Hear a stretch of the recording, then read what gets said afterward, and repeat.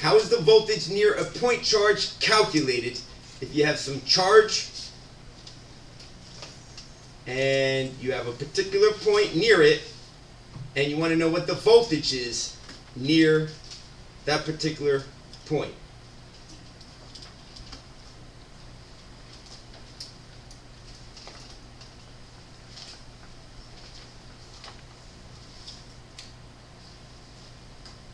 That's 60, not 0.65. 0.65.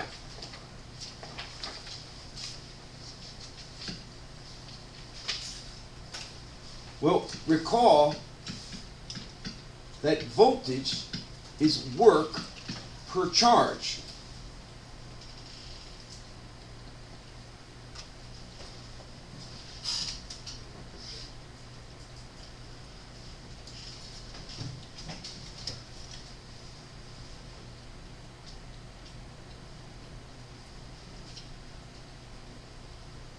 And this charge here that was originally there, that's Q1, but this Q here would be Q2.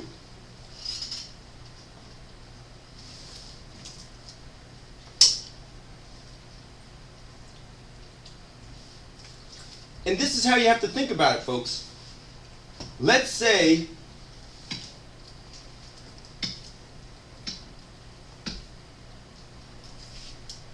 way out here at infinity,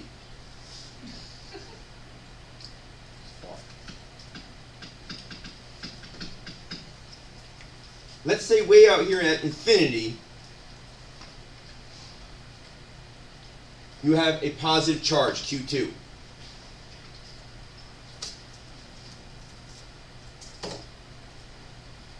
Is it going to be easy, or am I going to have to do work to move that charge, Q2, from infinity to that particular location right there? Samantha? It's going to be hard. Why?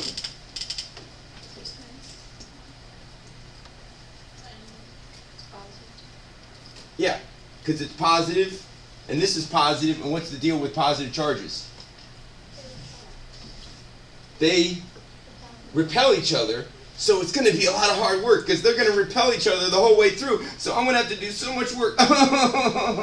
You know, to get that sucker right there, it's going to take so much work, yes? Well, if I want to figure out what the voltage is at that particular point right there, what am I going to have to do? Well, here it is. I'm going to have to take the amount of work that it would take to bring the Q2 in from infinity and place it at that particular point. But it's not going to be the total work. To get the voltage at that particular point, what do I have to do with the total work? Divided by how much charge I moved in.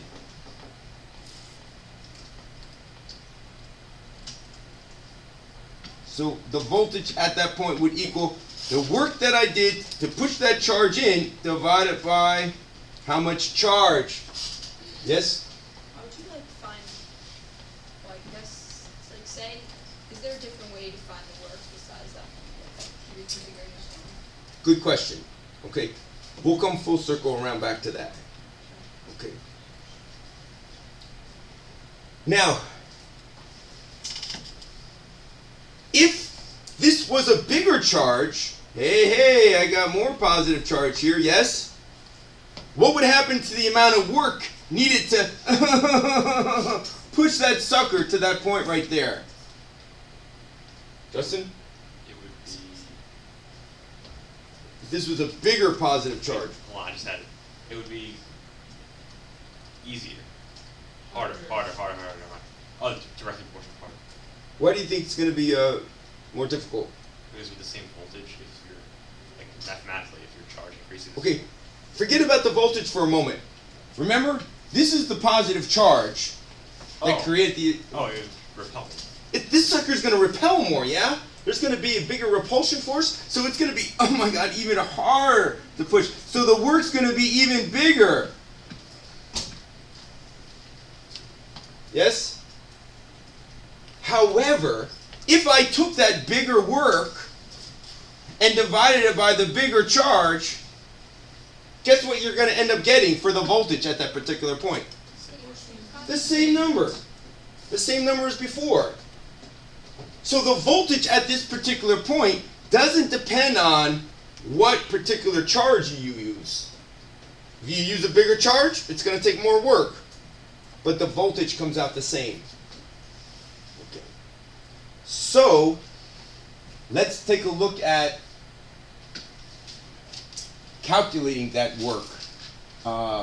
We know that work is equal to force times distance. Yes?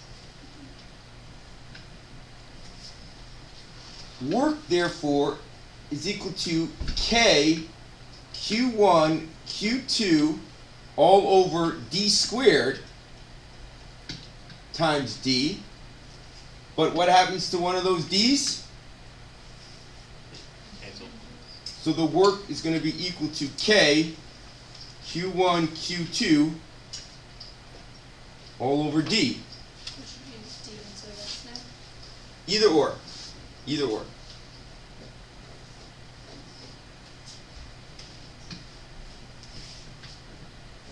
So with that said, voltage isn't the whole work, but what is it, Bradley? The voltage is just the Not the whole work, but the work per charge. how much charge, yes? Okay. So now if I put that in there, okay, what is the work? Well, that's K Q1 Q2 over D all over Q2. And ladies and gentlemen, we have the formula used to calculate the voltage at a point in space near a big positive charge. And what happens to the Q2s, Bradley? It cancels. They cancel, and you're left with K Q1 over D, or some people like to call it R. That's right. You're probably thinking of, look at the comparison here. Electric field strength Oh, is yeah. force per charge, yes? Right. And electric field strength equals K Q1 over R squared. Voltage is work per charge, and voltage equals K Q1 over R, not R squared. The good news is electric fields, they're a vector quantity.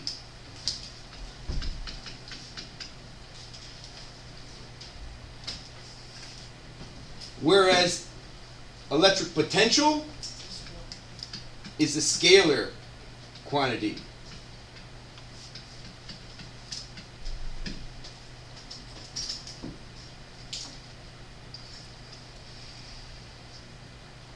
So now we can go back to our original slide. Are we ready to move back? And we could calculate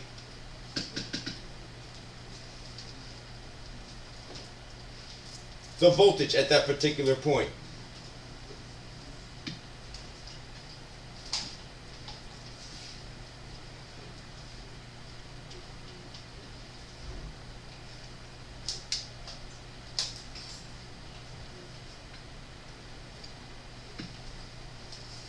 I want to know the voltage at a particular point. The voltage is just going to equal K Q1 over R. R or D, whichever you want to use. Voltage is going to equal 9 times 10 to the 9th Newton meters squared per Coulomb squared times the charge, positive 5 times 10 to the negative 6 coulombs, all over the R, 0.65 meters. A little help.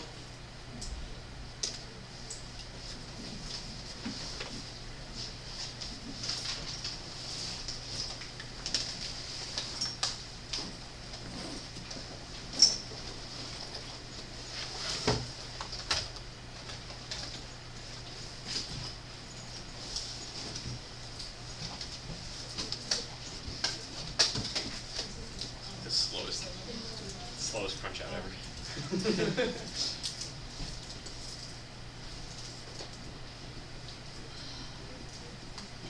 Oh my god, guys, crunch it out.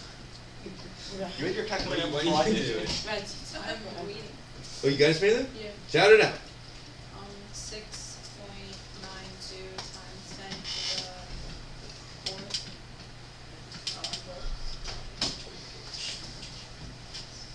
So right, right?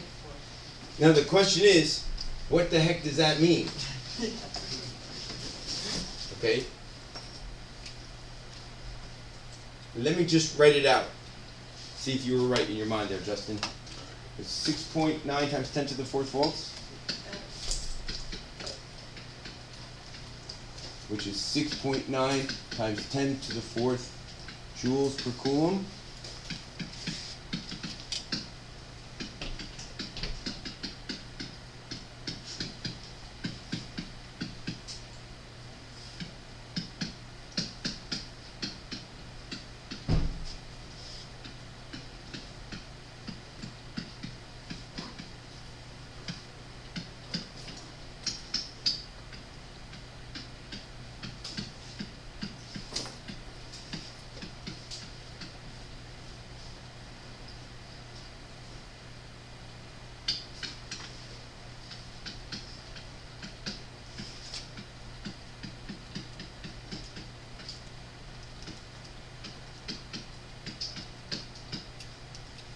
This means it would take 6.9 times 10 to the fourth joules of work to move 1 coulomb of charge from infinity to that particular point.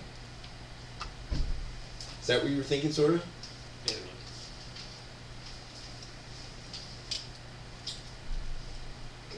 Now, I know I just have a few seconds here, but you know how we did those electric field problems where you had to do the formula for each charge individually and then find the resultant Yeah, with the component method? The good news is now when you're using this formula here, plus or minus really matters. Don't use the absolute value like I told you last time. And after you do this formula for each of the individual charges, guess what you only have to do with all the different answers? Add them. Add them up.